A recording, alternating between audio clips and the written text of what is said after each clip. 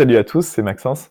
Aujourd'hui, je vais faire mon premier live, ma première vidéo pour montrer une réaction à chaud sur une vidéo qui vient d'être postée sur YouTube, de la part d'Antoine BM. Antoine BM, c'est un infopreneur, donc c'est quelqu'un qui entreprend en vendant des formations sur internet. Donc il a, un business model qui est ce qu'il est. Je vous laisserai un lien dans la description pour que vous puissiez aller voir, le travail qu'il fait. Moi, je suis absolument pas d'accord avec tout ce qu'il dit. Il a une notion très, un peu égoïste, de l'entrepreneuriat.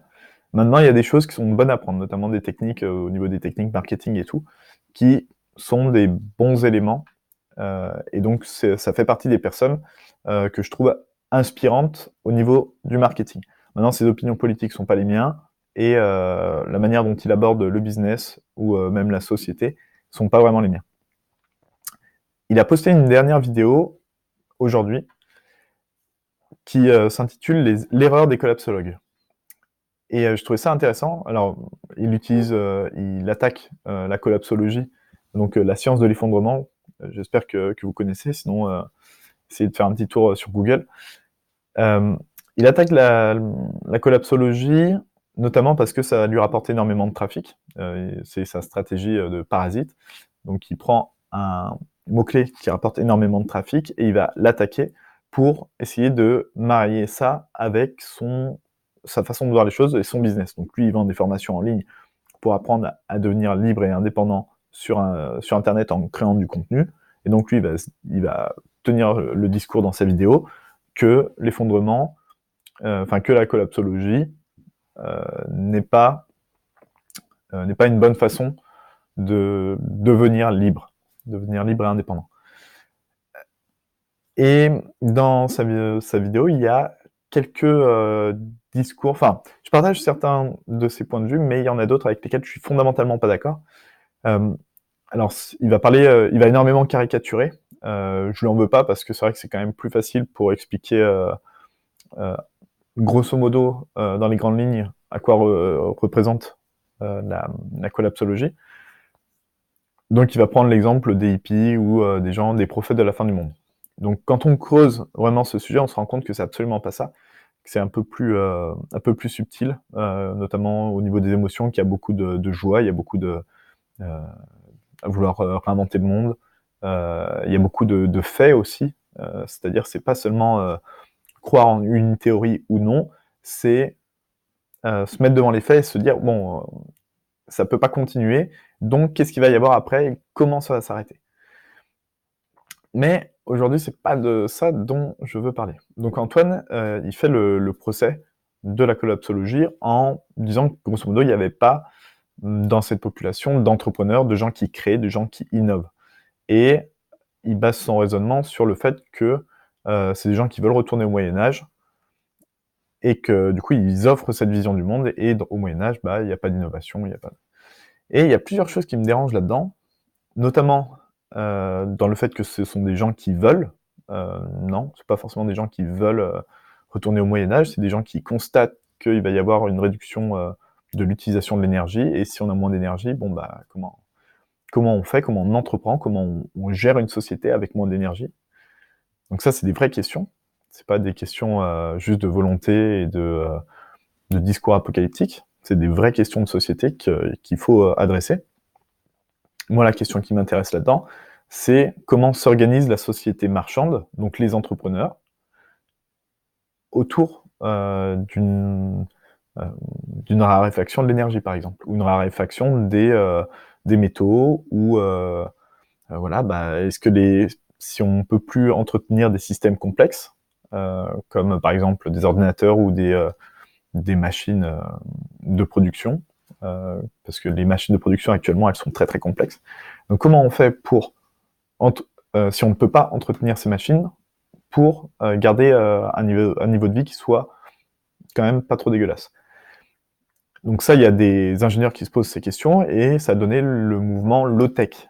Le low-tech, c'est l'inverse de la high-tech. Donc high-tech en anglais, c'est haute technologie. Là, c'est la basse technologie, c'est-à-dire une technologie qui est utile, qui est hautement réparable, qui est assez simple pour pouvoir être se faire approprier par assez peu de personnes, un petit groupe de personnes.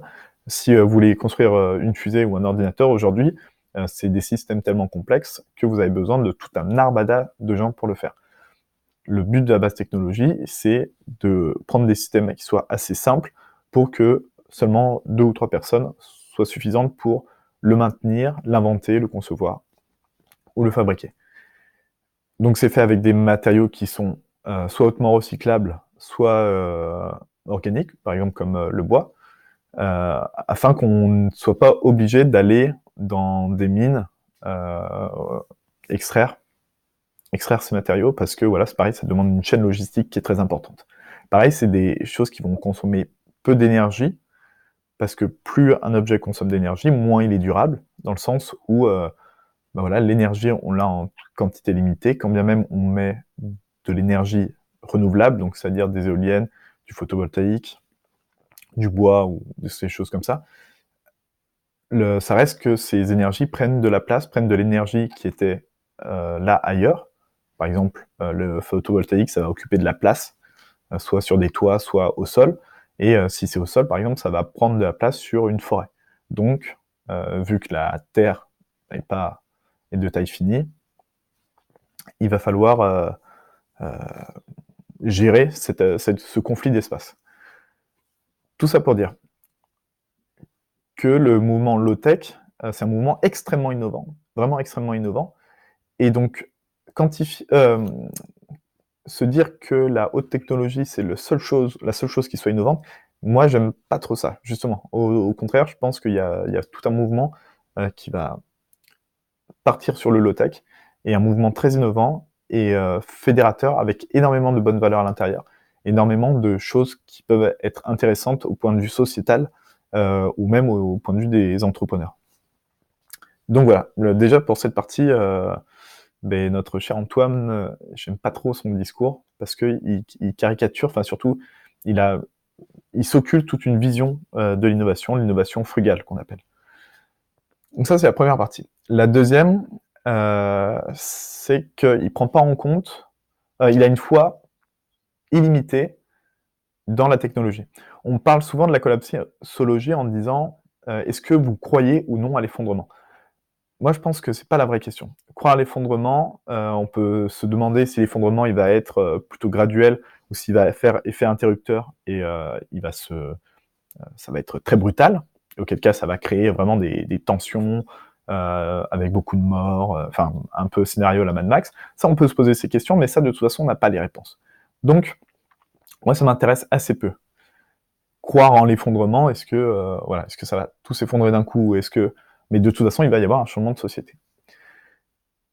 Et ça, c'est pas une question de croire ou ne pas croire, c'est un état de fait.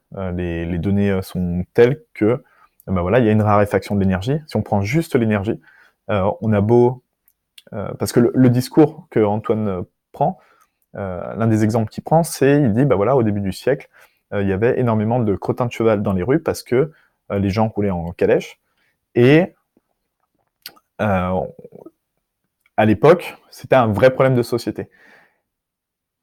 Et aujourd'hui, ce problème, on l'a pas du tout. Pas parce qu'on a amélioré la calèche, mais parce qu'on a eu quelque chose de disruptif. De la même manière que si on prend les ordinateurs de IBM au milieu du siècle, c'était des immenses ordinateurs. Pour aller sur la Lune, par exemple, c'était complètement énorme, ce qu'il fallait pour faire ces calculs. Et aujourd'hui, la puissance de calcul nécessaire pour aller sur la Lune, elle tient grosso modo dans un iPhone ou un smartphone. Donc, il y a bien de la disruption, il y a bien des choses qui changent complètement d'échelle et qui font que finalement, on peut pas prévoir. Dire que l'évolution est graduelle, c'est vrai que c'est un discours qui n'est pas bon. Maintenant, il y a des choses sur lesquelles les ingénieurs sont pas des magiciens. Là, c'est facile de prendre ce discours, par exemple, pour IBM, parce qu'on a miniaturisé. Donc en miniaturisant, on diminue drastiquement le besoin en matériaux. Actuellement, dans un smartphone, je crois qu'il y a l'équivalent de 2 € de matières premières en termes de matériaux. Donc ce qui est vraiment très peu. Et quand on voit la puissance qu'on arrive à faire avec, c'est quand même assez extraordinaire. Donc, mon but, c'est pas de dire que les scénarios catastrophiques de la collapsologie vont se réaliser.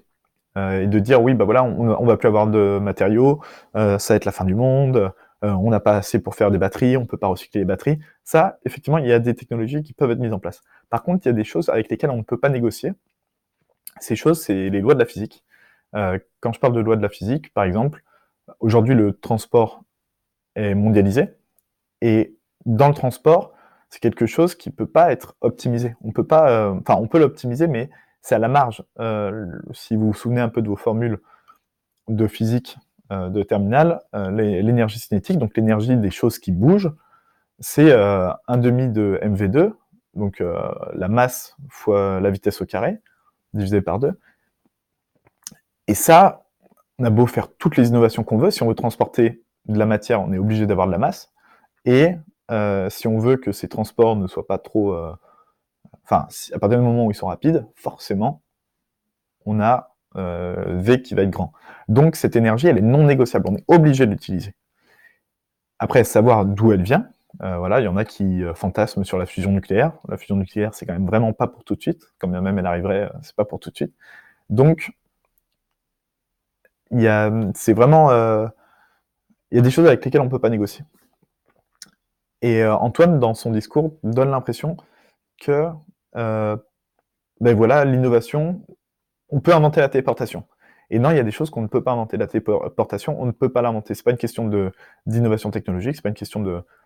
Peu importe. C'est juste, c'est impossible. Si la téléportation était possible, dans ce cas-là, le monde s'effondrerait. Enfin, c'est impossible. Mathématiquement parlant, je veux dire.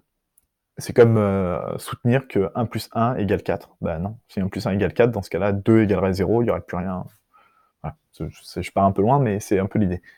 Et donc, il s'agit de prendre en compte les limites du monde et les lois physiques avec lesquelles on ne peut pas négocier. Lui, il botte un peu en touche, parce que, notamment, son activité sur Internet, ça consiste à vendre de l'information. Donc l'information, elle peut être sur format papier, elle peut être sur format vidéo, elle peut être...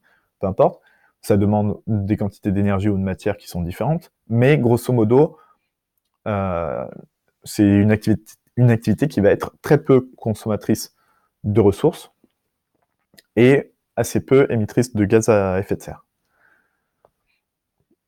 Donc effectivement, on a envie de dire, bon bah voilà, aujourd'hui on se base sur une économie de la connaissance, parce que la connaissance, pour s'échanger, a besoin d'un support, mais son support est assez faible, l'empreinte de son support est assez faible par rapport à l'immense valeur qui est créée. Si on vend une formation, un livre, ne serait-ce qu'un livre, 40 €, par rapport, enfin c'est que du papier ou même un livre numérique, c'est assez peu et la valeur, elle est plus dans l'information que dans le support. Alors que si on achète une cafetière à 40 €, là on a de la matière qu'il a fallu extraire et dans ce cas-là, elle a un fort impact écologique. Bon. Donc, je partage et je partage pas son constat par rapport à ça. Et après, il y a autre chose qui me dérange, c'est qu'il considère, mais il a un petit peu raison, c'est qu'il considère que la collapsologie, c'est un mouvement du moins. C'est-à-dire, on va revenir au Moyen-Âge. Et je suis pas vraiment d'accord. Parce qu'en fait, dans ce paradigme, notamment parce que voilà, c'est écologique, donc forcément c'est anticapitaliste, c'est antilibéralisme et tout ça.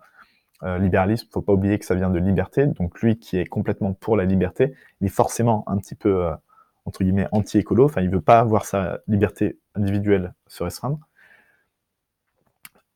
Donc, moi je trouve que ce débat il est assez stérile en fait finalement, parce que y en a qui vont avoir foi dans les faits, il y en a d'autres qui vont avoir foi dans l'innovation technologique, et les deux n'arrivent pas trop à se parler. Moi ce que j'essaie de faire avec Marketing Résistance, c'est de pouvoir dire, admettons que l'effondrement arrive, à quoi ressemble une société, à quoi ressemblent des entrepreneurs dans ce monde post-effondrement? Parce qu'il y aura toujours des gens qui seront capables de cultiver la terre, et d'autres qui seront moins doués pour ça. Il y en a qui seront capables d'inventer des trucs, qui seront capables de construire des maisons. Et donc, il y aura différentes activités. Et ces différentes activités, on peut dire que c'est une sorte d'entrepreneuriat. C'est des gens qui vont entreprendre, qui vont créer des objets, qui vont créer de la valeur pour autrui. Et donc, dans ce monde-là, après, ça dépend à quel point il s'est effondré. Est-ce que, par exemple, on va garder Internet? Est-ce qu'on va garder des machines-outils pour fabriquer des choses? Est-ce qu'on va garder un réseau de distribution qui est assez grand, qui peut toucher 10 000 personnes en un claquement de doigts? Aujourd'hui, c'est ce qu'on a un petit peu avec Internet. On peut faire des pubs Facebook ou des pubs, enfin, sur YouTube ou peu importe, pour vendre nos produits, et on va toucher énormément de personnes. Si on revient ne serait-ce qu'il y a 30 ans, si vous vouliez toucher autant de personnes, il fallait forcément publier vos produits votre publicité dans un magazine, à la télé ou à la radio. Et donc, c'était beaucoup plus compliqué. Vous touchiez beaucoup moins de personnes, des personnes moins qualifiées. Donc, voilà. Et la question, du coup, c'est de savoir comment on entreprend avant l'effondrement, et pendant l'effondrement, et après l'effondrement. Et moi, c'est la question qui m'intéresse le plus. Et c'est un petit peu ce que je reproche à Antoine, c'est que j'aurais aimé qu'il me dise, bah voilà, s'il y a un effondrement, ça va être plein d'opportunités. Ça va être plein d'opportunités, ça va être plein de bonnes nouvelles, parce qu'il y a un monde à réinventer. Et quelles sont les caractéristiques de ce monde à réinventer, et comment entreprend-on dans ce monde? Voilà. Donc par exemple, si on veut avoir un petit peu, parce que là c'est assez abstrait tout ce que je dis, comme idée de business dans un monde en effondrement, on peut imaginer des moyens décarbonés, par exemple de transporter les marchandises. On peut imaginer un moyen décarboné et respectueux de la nature pour le tourisme, donc ce qu'on appelle le tourisme durable. On peut imaginer de remplacer tous les objets de la vie courante par des objets en bois, qui ne nécessitent pas d'extraction. On peut imaginer de la cuisine qui va être décarbonée. Aujourd'hui, on chauffe quand même énormément grâce au gaz. Voilà, comment on fait pour réinventer ces métiers-là, ces métiers de restauration par exemple, dans un monde où il n'y a plus de gaz? Ça, c'est des vraies questions. Donc voilà, il y a plein de pistes où, voilà, par exemple aussi les low-tech, donc comme je vous parlais, comment faire fabriquer, concevoir et fabriquer et vendre des technologies qui puissent aider un maximum de personnes à assouvir leurs besoins primaires, sans pour autant utiliser un maximum d'énergie ou de matériaux. Donc voilà, et moi j'aurais aimé qu'Antoine, ce spécialiste de l'entrepreneuriat, nous parle de ça, nous parle de ces opportunités. J'aurais aimé qu'il nous dise, voilà, comment monter une entreprise low-tech. Voilà, comment monter une entreprise qui va être dans la fabrication de meubles en bois. Voilà, j'aurais préféré qu'il me dise ça. Maintenant, lui, il est plus axé infoprenariat, donc je comprends pourquoi il n'en parle pas trop. C'est pour ça que moi, c'est ce que j'essaye de faire avec Marketing Résistant. Voilà, je pense que c'est pas mal. Déjà, on a fait un beau petit tour pour aujourd'hui. C'était mon premier live, donc n'hésitez pas à me faire vos retours, et j'espère que ça vous aura été utile et que ça vous donnera des armes pour combattre les gens qui vous disent que voilà, la collapsologie, c'est quelque chose de négatif, notamment dans le monde du business, parce que ça permet pas d'innover, parce que ça permet pas, c'est du retour au Moyen-Âge. Moi, au contraire, je pense que c'est une formidable opportunité pour inventer de nouvelles choses, inventer de nouveaux objets, inventer de nouveaux services, de nouvelles manières de faire qui soient plus durables. Parce que si quelque chose survit à l'effondrement, grosso modo, c'est que ça survivra, que vous avez un business model ultra résilient. Et aujourd'hui, c'est un petit peu ce qu'on cherche quand on fait du business. Alors on sort d'une ère où c'était les startups, on cherchait pas à être résilient, on cherchait à être efficace, à avoir un maximum de croissance en un minimum de temps pour entre guillemets, faire bander les actionnaires et pouvoir vendre sa boîte très cher. Mais là, on va rentrer dans un monde où le but, c'est pas la croissance, c'est la résilience. C'est comment faire pour entreprendre dans un monde qui se délie. Et ça, si vous avez un business, par exemple, qui est décarboné, c'est ultra pertinent. Là, il est fort probable qu'on attrape, qu'on passe le pic pétrolier. On est en train de le passer. Donc, ça veut dire que tous nos transports qui sont basés sur le pétrole vont subir une contraction. On va avoir moins de flux. Et la question, c'est est-ce que votre entreprise, ou les entreprises avec lesquelles vous travaillez en amont ou en aval, donc vos fournisseurs comme vos clients, est-ce que ces gens-là dépendent du pétrole? Parce que s'ils dépendent du pétrole, ça veut dire qu'ils vont se retrouver en difficulté. Et donc ils vont être beaucoup moins résilients. Tandis que si vous tissez un écosystème de clients, de fournisseurs, de partenaires qui, eux, sont résilients, sont décarbonés, n'ont pas besoin d'énormément de matière ou de transport mondialisé, et ben dans ce cas-là, vous allez avoir un avantage concurrentiel quand le pétrole va se raréfier. Et ça, c'est vraiment un discours qui est en dehors de l'écologie, en dehors de l'idéologie. C'est vraiment un discours qui est stratégique. Voilà, vous avez moins de ressources, donc il va y avoir les organisations, les structures de cet écosystème économique qu'on a, qui est fortement carboné. Comment il va réagir quand on va voir moins de carbone, enfin moins de pétrole? Et ça, c'est la vraie question. Donc si, par exemple, vous êtes livreur de pizza, je dis une bêtise, et ben comment vous fabriquez vos pizzas pour qu'elles soient décarbonées, avec des produits de saison, c'est-à-dire, les solutions, c'est ça. C'est vous faites de la livraison avec du vélo ou du scooter électrique, plutôt que un scooter à moteur thermique. Vos pizzas sont faites avec des ingrédients locaux pour éviter. Enfin, comme ça, s'il y a un effondrement, et ben vous n'avez pas besoin que vos produits viennent de Tataouine-les-Bains. Et voilà, et c'est comme ça qu'on devient résilient face à un effondrement. Quelqu'un qui va faire des pizzas de manière locale et décarbonée, grosso modo, s'il y a un effondrement demain, lui, il s'en fiche. À la limite, ça va le mettre dans la panade parce que ses clients, eux, s'ils ne se sont pas décarbonés, ils vont avoir une chute de revenus, donc ils vont plus forcément pouvoir s'acheter leur pizza. Mais grosso modo, lui, il aura fait son chemin, il aura tiré son bout de corde pour être résilient face à l'effondrement. Voilà, c'était des exemples un petit peu abstraits, un petit peu trop concrets, peu importe. J'espère que ça vous aide et j'espère que ça vous donnera les arguments pour contrer les personnes qui disent oui, l'effondrement c'est quelque chose de très pessimiste. Au contraire, il y a un monde à réinventer, il y a énormément d'innovations à trouver, d'innovations décarbonées, d'innovations locales, d'innovations voilà. Et il y a toute une manière de repenser l'économie qui est en train de se mettre en place. Donc, l'innovation frugale, c'est une vraie innovation, c'est même la meilleure des innovations. Donc, n'hésitez pas, quand les gens vous répondent, vous disent que l'effondrement, c'est une mauvaise nouvelle. Non, c'est un changement qui va avoir lieu. Comment on réagit par rapport à ça? Et notamment, comment on organise la société marchande, comment on entreprend dans ce monde-là.